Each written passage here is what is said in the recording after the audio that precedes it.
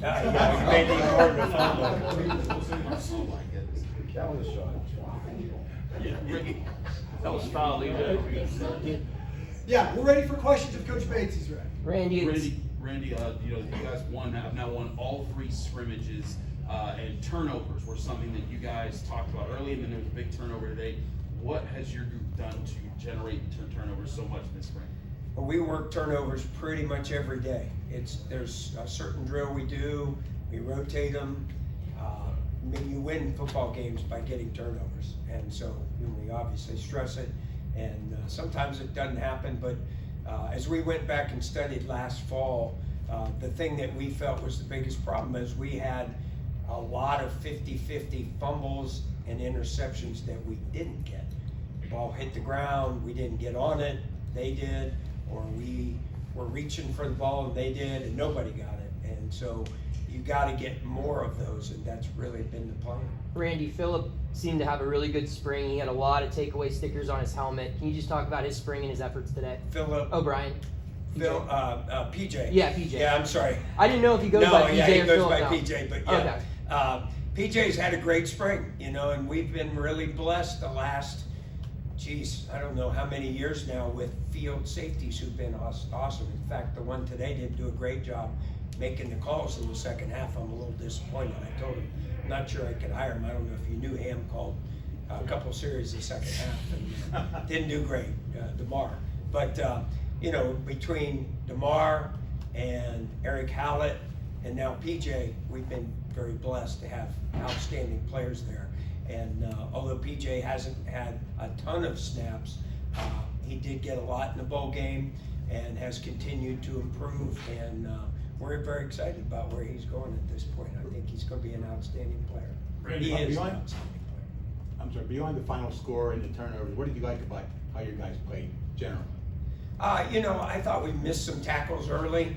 I think sometimes you get in that mode that it's a scrimmage, and you got to come out and realize it's live, and you're hitting your own teammates. So sometimes guys don't want to put somebody down to the point where it might be an injury.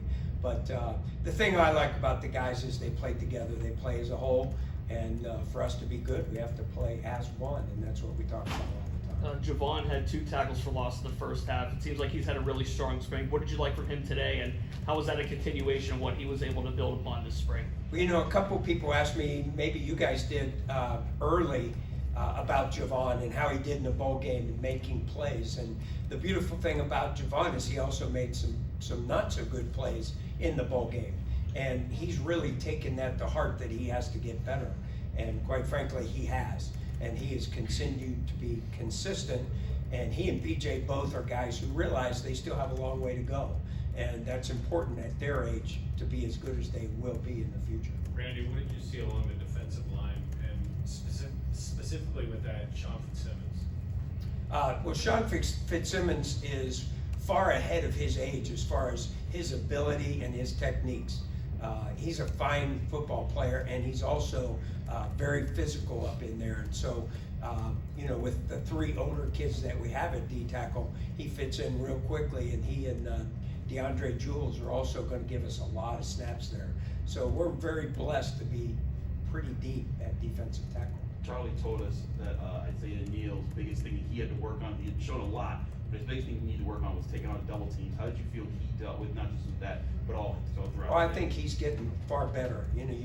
When you play in high school, you're not getting 680 pounds. It's probably 480, and it's quite a bit different now because you've got 6'7", 200 or 320 pounds times 2, and so it's a different kind of double team. So it takes a while, and I think he's coming on. But sometimes you're getting blocked by 2 22-year-olds and you're 18 years old.